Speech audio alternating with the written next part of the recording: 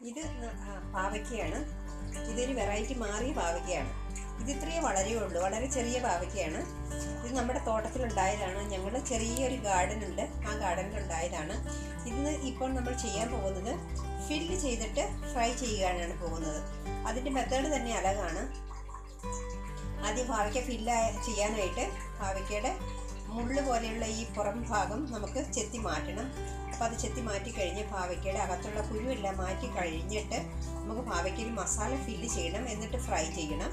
അതെങ്ങനെയാണെന്ന് നമുക്ക് നോക്കാം. പാവയ്ക്കയുടെ പുറത്തുള്ള ഭാഗം നമുക്ക് ഇങ്ങനെ ചിരണ്ടി മാറ്റണം. ചിരണ്ടി മാറ്റി വൈറ്റ് കളർ ഉള്ള ഭാഗമാക്കി മാറ്റണം. ഇത് നമുക്ക് കളയേണ്ട കാര്യമില്ല, സെപ്പറേറ്റ് നമുക്ക് തോരൻ വെക്കാം.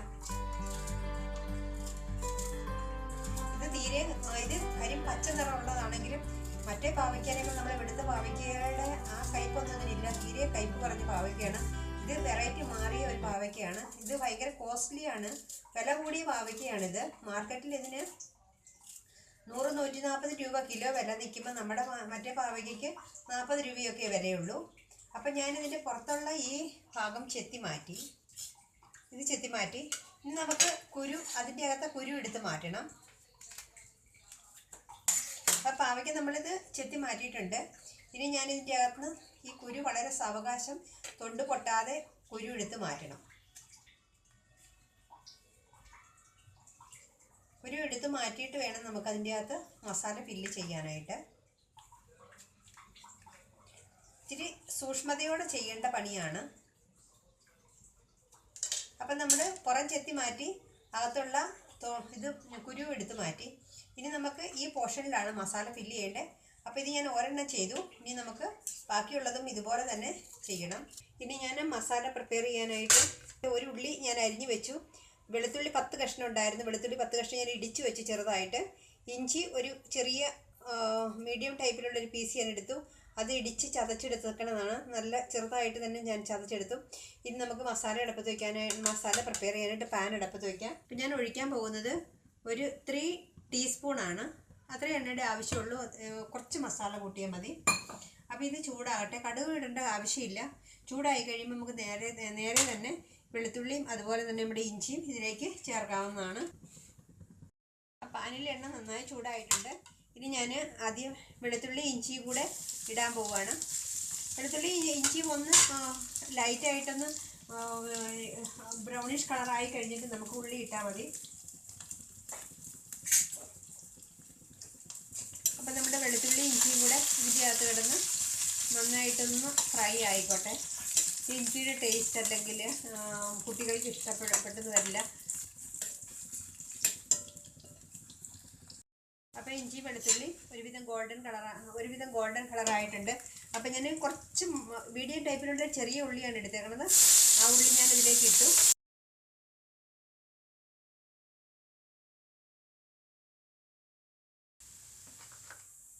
അപ്പം നമ്മുടെ ഉള്ളി ഗോൾഡൻ കളറായിട്ടുണ്ട്.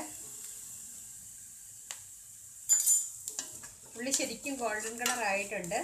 ഇനി നമുക്ക് ഇതിലോട്ട് ചേർക്കേണ്ടത്, ഞാൻ ആവശ്യത്തിന് മുളക് ഇടുന്നുണ്ട്. നമ്മുടെ കാശ്മീരി മുളകാണ്. ചെറിയ സ്പൂണാണ് മസാല എടുക്കാനായിട്ട് എടുക്കുന്നത്. ഒരു പിഞ്ചേ ഉള്ളൂ. അത് ഞാൻ ഇതിലേക്ക് ഇട്ടു. അതുപോലെ തന്നെ മഞ്ഞൾപ്പൊടിയും ഒരു പിഞ്ചേ ഉള്ളൂ.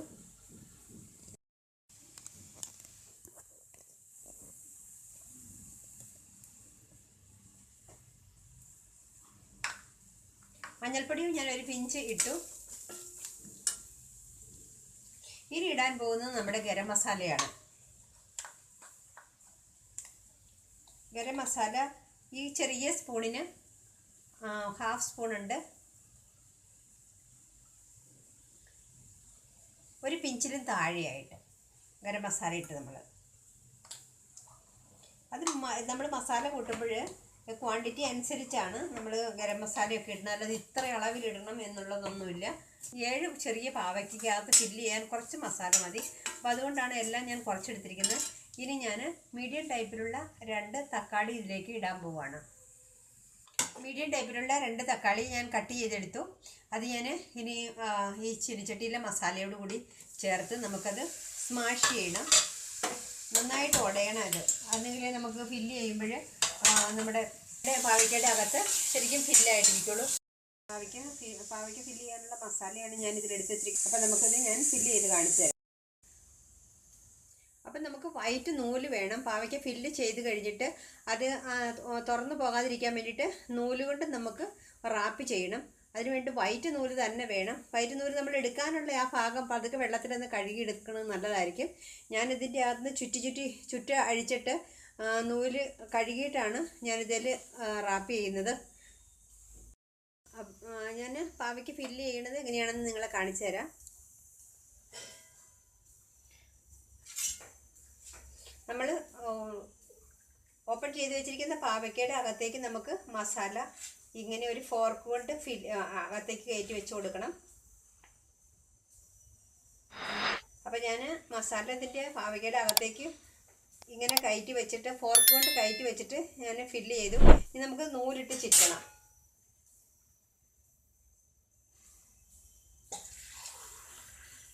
നൂലിട്ട് നന്നായിട്ട് ടൈറ്റായിട്ട് കെട്ടിക്കൊടുക്കണം. കെട്ടിയിട്ട് അറ്റം ലൂസാക്കി ഇട്ടാലും കുഴപ്പമില്ല, അറ്റം ഒന്ന് കൂട്ടി പിടിപ്പിച്ചാലും കുഴപ്പമില്ല. ഞാനിപ്പോൾ അറ്റം ഇങ്ങനെയൊന്ന് കൂട്ടി പിടിപ്പിക്കേണ്ടത്, രണ്ടിൻ്റെയും കൂടെ ഇത് അറ്റം വെച്ചിട്ട് ഇങ്ങനെയൊന്നങ്ങ് കൂട്ടി പിടിപ്പിക്കേണ്ടത്, അത് വിട്ടു പോകാതിരിക്കാൻ വേണ്ടിയിട്ട്. ഇത്രയേ ഉള്ളൂ നമുക്ക് പാവയ്ക്ക ഫില്ല് ചെയ്ത് ഫ്രൈ ചെയ്യാനായിട്ടുള്ള പ്രോസസ്സ് ചെയ്യും. അപ്പം നമുക്ക് എല്ലാ പാവയ്ക്ക ഇതുപോലെ ഫില്ല് ചെയ്തിട്ട് നൂല് കൊണ്ട് നമുക്ക് കെട്ടിയെടുക്കണം.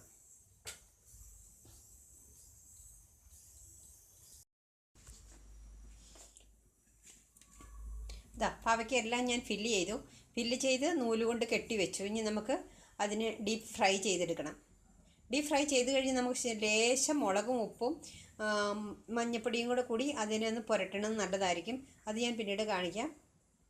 എന്നുവെച്ചാൽ ഉള്ളിൽ വെച്ച മസാല അതിൻ്റെ പുറത്തേക്ക് ശരിക്കും കിട്ടില്ലല്ലോ. അപ്പം നമുക്ക് ഉപ്പും മഞ്ഞളും മുളകും എല്ലാം കൂടി മിക്സ് ചെയ്തിട്ട് ഈ ശകല മസാല അതിൻ്റെ പുറത്ത് പുരട്ടി കൊടുക്കണം. ഇത് ഡീപ്പ് ഫ്രൈ ചെയ്തെടുത്ത് കഴിഞ്ഞിട്ട് അതിന് പിന്നെ കാണിച്ചു തരാം.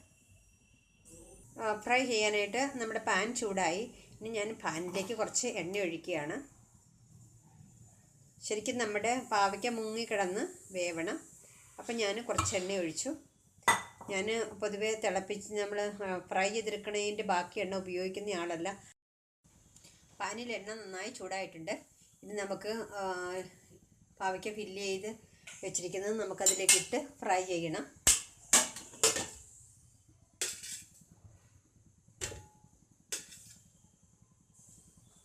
ഞാൻ പാവയ്ക്ക ഫ്രൈ ചെയ്യാനായിട്ട് എണ്ണ ചൂടായിലേക്ക് ഇട്ട് കൊടുക്കുവാണ്.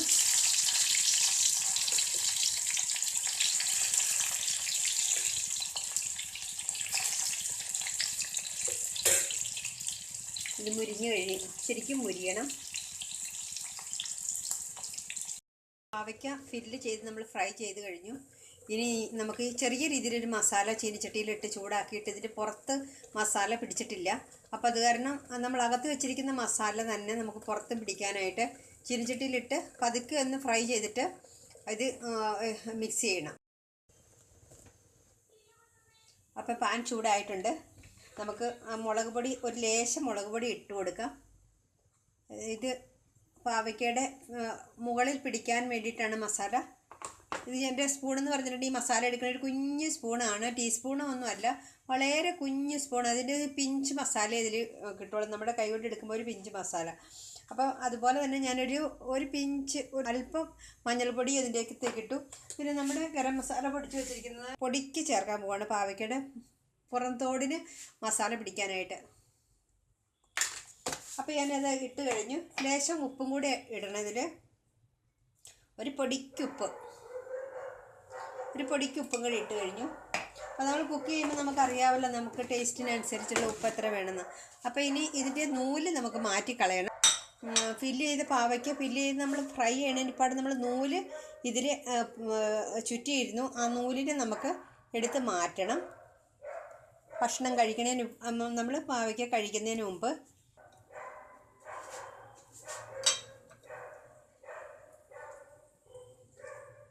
നൂലെടുത്ത് മാറ്റി ഇനി പാവയ്ക്ക് അധികം നമ്മളിട്ട് ഇളക്കരുത്. ആ മസാല ഞാൻ ഇത്തിരി മസാല ഇതിൻ്റെ പുറത്ത് പറ്റാനായിട്ട് ചീനിച്ചട്ടിയിലിട്ട് ഒന്ന് പതുക്കെ ചൂടാക്കിയിരുന്നു. അപ്പം ആ മസാലയിൽ കിടന്ന് പതുക്കെ ഒന്ന് ചുറ്റി അതിൻ്റെ മസാല പിടിച്ചെങ്കിൽ ടേസ്റ്റിന് വേണ്ടിയിട്ടും ഇത് നമ്മളിപ്പോൾ മസാല ചേർത്തത്. അപ്പോൾ ഇനി നമുക്ക് സെർവ് ചെയ്യാനുള്ള പ്ലേറ്റിലേക്ക് വെക്കാം. വളരെ ടേസ്റ്റി ആയിട്ടുള്ളൊരു ഐറ്റമാണ്. നമ്മൾ ചപ്പാത്തിയുടെ കൂടെ കഴിക്കാനാണ് ഇത് ഏറ്റവും ടേസ്റ്റി. അപ്പോൾ നിങ്ങളെല്ലാവരും ട്രൈ ചെയ്ത് നോക്കുക. ചെറിയ പാവയ്ക്കയാണ് ഇതിന് വേണ്ടിയിട്ട് നമ്മൾ എടുക്കേണ്ടത്, അല്ലാതെ നമ്മുടെ നാട്ടിലെ വലിയ പാവയ്ക്കല്ല. ഇത് ചെറിയ പാവയ്ക്ക, സ്പെഷ്യലായിട്ടുള്ള പാവയ്ക്കയാണ്. ഇത് നാട്ടിലെല്ലാ കടകളിലും കിട്ടുമോയെന്ന് അറിയില്ല. ഞങ്ങൾക്കിവിടെ നോർത്ത് ഇന്ത്യയിൽ നല്ലതുപോലെ അവൈലബിൾ ആണ്. അതുപോലെ തന്നെ കർണാടകയിൽ ഇതിപ്പോൾ ഞങ്ങൾ നട്ടുപിടിപ്പിച്ച് ചെടിയിൽ നിന്നുണ്ടായ പാവയ്ക്കയാണ്.